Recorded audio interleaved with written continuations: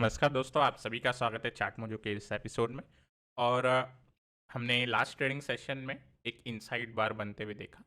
और उस सेशन में हम ऐसा एक्सपेक्ट कर रहे थे कि अगर मार्केट 650 के ऊपर ब्रीच करता है तो एटलीस्ट 700 750 तक एक बार जाना चाहिए। ओके, और लोअर साइड अगर ब्रीच करता है लो 480 का 19480, तो एक बार के लिए हमें 400 और 350 तक एक बार लेवल दिख सकते हैं। ओके, और एग्रेसिव वाले जो स्टांस था 650 के ऊपर, तो वैसा हमने देखा कि एक ब्रीच हुआ और 700 और 725 तक ये पहुंचा। ओके, अभी नेक्स्ट ट्रेडिंग सेशन के लिए एज पर निफ्टी का जो चार्ट दिखाई दे रहा है कि क्लियर कंफ्यूजन है। ओके, फ्राइडे के दिन मार्केट रिवर्स हुआ बट हायर लेवल्स पे बंद नहीं हो पाया।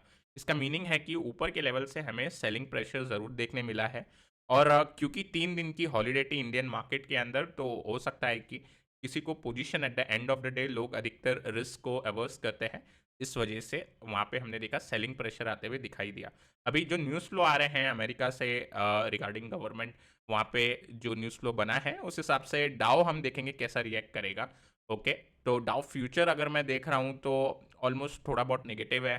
डाउ अगर आज नेगेटिव ही क्लोज होते हैं तो फर्दर निफ्टी चॉपीनेस में फंसा रहेगा। अदरवाइज अगर डाउ में आज एक पॉजिटिव क्लोजिंग आती है तो डेफिनेटली निफ्टी के अंदर भी एक पॉजिटिव रुझान बनना चाहिए। अभी आने वाले सेशन के लिए लेवल अगर मैं देखता हूँ, ओके, अब 650 के ऊपर जो हमने एक बार देखा था, जो पिछले सेशन में डिस्कस कर रहे थे, वो अब ये चॉपीनेस में शायद काम ना करे। ओके, तो अभी ऊपर के साइड कुछ भी करने के लिए हमें 19760 के लेवल का ब्रीच होने का इंतज़ार करना होगा। अगर वो लेवल ब्रीच होता है तभी एक अपसाइड का अच्छा सेटअप मिलेगा।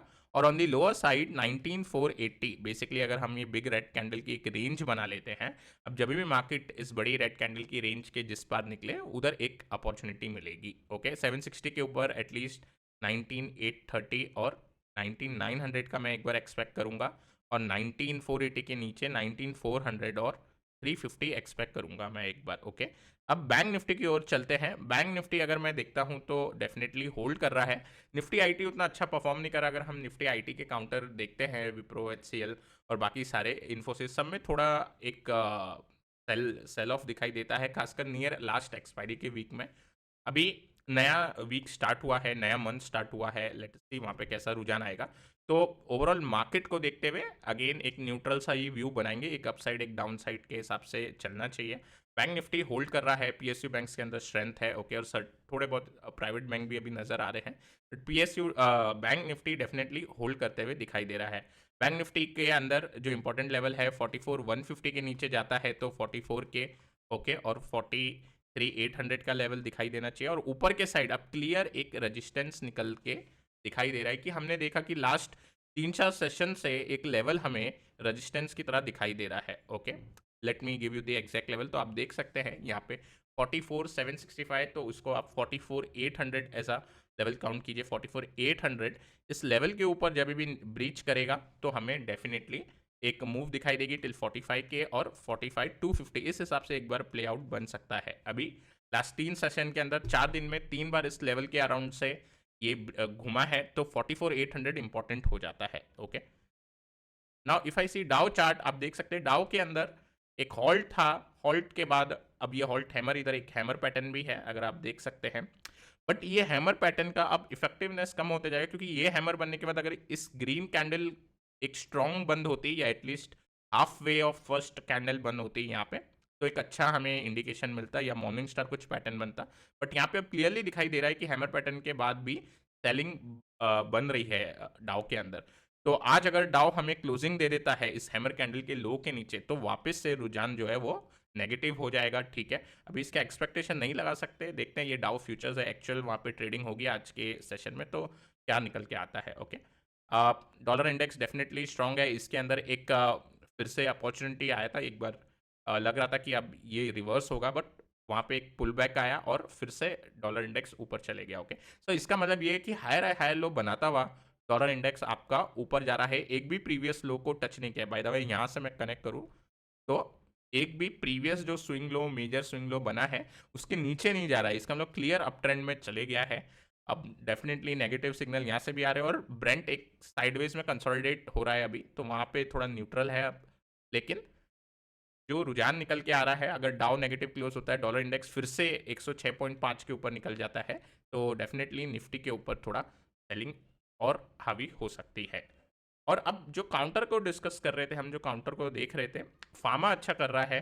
फार्मा में से ग्रैन्यूल एक डिस्कस कर रहे थे, ठीक है। इसके अंदर एक चैनल पैटर्न का ब्रेकआउट था, ब्रेकआउट के बाद एक थ्रोबैक आया, थ्रोबैक के बाद फिर से अपसाइड की मूव बन रही है। डेफिनेटली एक अच्छा रुझान दिखाई दे रहा है। आईडीएफसी फर्स्ट के अंदर एक देखा था हमने, और उसके अंदर हमने क्या देखा था कि एक कंफर्मेशन आया रिवर्सल का, बट क्योंकि हमने वो कैंडल देखी निफ्टी पे वन वे एक बड़ी रेड कैंडल बनते हुए, उसके बाद उसी दिन इसके अंदर भी जो लेवल थे वो ब्रीच हो गए, क्योंकि कैंडल का लो अगर ब्रीच होता है तो ये रिवर्सल फेल हो जाता है। ओके, इसी तरीके से हमने और कोई और काउंटर डिस्कस किए, जैसे आरबीएल बैंक के अंदर ये अच्छा परफॉर्म कर रहा है, इसने ब्रेकआउट भी दे दिया है। ओके, इसके अलावा जो लास्ट फ्राइडे के हिसाब से हम काउंटर देख रहे थे, जो हमने चार्ट स्टडी किया था, वो अशोक लेलैंड था। अशोक लेलैंड के अंदर ट्रिगर नहीं आया, ये लेवल है जिसके अंदर ब्रेकडाउन हुआ है एचएनएस टॉप का। इस लो को ब्रीच करेगा मार्केट के अंदर तो वहाँ पे एक ट्रिगर मिलेगा। टिल देन ये अभी देखते हैं कैसा कंसोलिडेट करता है, या एक रीटेस्ट लेके फिर ये नीचे जाता है, या फिर एक ऊपर फिर से अपने जोन में जाता है। ओके, तो यहाँ पे कोई ट्रिगर नहीं था एज सच। एयू बैंक हमने डिस्कस किया था, वहाँ पे डेफिनेटली एक ट्रिगर आया। इंट्राडे में इसमें कोई खास मूव नहीं थी, बट पोजिशनली इसके अंदर एक ट्रिगर आ चुका है। We let's see how it goes, ठीक है। पैटर्न के हिसाब से, चैनल की जो पैटर्न है उस हिसाब से वर्क करना चाहिए, बट देखते हैं मार्केट के अंदर किस हिसाब से रुझान बनेगा। ये एक वीक काउंटर था वैसे फाइनेंस के अगर अंदर देखें तो।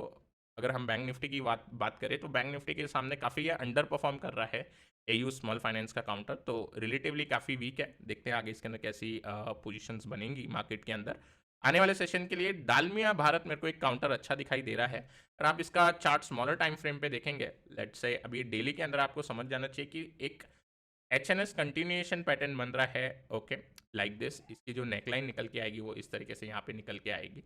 तो स्मॉलर टाइम फ्रेम में देखेंगे, अब मैं दिखा नहीं रहा, मैं चाहता हूँ आप खुद ये चीज़ स्मॉलर टाइम फ्रेम पे ऑब्जर्व करें। 15 मिनट, 1 आवर, 2 आवर के चार्ट पे देख सकते हैं। एक स्मॉलर टाइम फ्रेम में भी आपको क्लियरली एक एच कंटिन्यूएशन दिखाई देगा, तो इस काउंटर पे हम नज़र रखेंगे। ओके, और 2430 लेवल जब ब्रीच होगा इसके अंदर, तो यहाँ पे एक ब्रेकआउट मिलेगा, और एटलीस्ट में 2500 इससे इंट्राडे और आने वाले सेशन में 2 से 3 दिन के अंदर एक बार एक्सपेक्टेशन साइड बनाई जा सकती है। क्योंकि एक पैटर्न का जब ब्रेकआउट होता है तो इस पैटर्न के हिसाब से जो इसका डेप्थ आता है निकल के from A point two, okay, इस पॉइंट से लेके टिल हियर बी पॉइंट, वहाँ तक का हम डेफिनेटली एक बार अनुमान लगा सकते हैं। सो एग्जैक्टली अगर हम कैलकुलेट करने जाएं तो अप्रोक्स 120-130 पॉइंट्स होते हैं, वहाँ से हम एक बार ऊपर की ओर लगा के टारगेट ऑब्जेक्टिव निकाल सकते हैं। टाइटन एक नेक्स्ट काउंटर निकल के आता है। ओके, यहाँ पे अगर हम देखते हैं तो एक ट्रेंड लाइन थी, काफ़ी अच्छी राइजिंग ट्रेंड लाइन बनते हुए दिखाई दी हमें। ओके, आप देख सकते हो काफ़ी टाइम सपोर्ट मिला। अभी नियर एक्सपायरी इसके अंदर एक ब्रेकडाउन आया, उसके बाद फॉलोअप सेलिंग आई, और उसके बाद जो फ्राइडे के सेशन थे उसके अंदर भी एक स्मॉल बॉडी कैंडल बनी। ओके, तो सेलिंग प्रेशर क्लियर दिखाई दे रहा था, जबकि निफ्टी के अंदर अच्छी बाइंग थी। तो मेरा फोकस इस काउंटर के ऊपर रहेगा, ठीक है। अब देख सकते हैं 3140 एक इंपॉर्टेंट लेवल बन जाएगा। अगर 3140 ब्रीच होता है तो एक बार के लिए इंटरडे में मेरे को लगता है कि ये जो रजिस्टेंस है, अब ये नेक्स्ट सपोर्ट बनेगा, तो यहाँ पे 3100 और 3070 के आसपास तक ये काउंटर एक बार जाना चाहिए। ओके, तो ये 2 काउंटर थे, और मैं आशा करता हूँ आपको आज का कंटेंट पसंद आया होगा। अगर आया है तो डेफिनेटली लाइक करें। अगर नए हैं मार्केट के अंदर और हमारे चैनल को फर्स्ट टाइम फॉलो कर रहे हैं तो प्लीज़ सब्सक्राइब करें। Till then take care, I will meet you in our next video.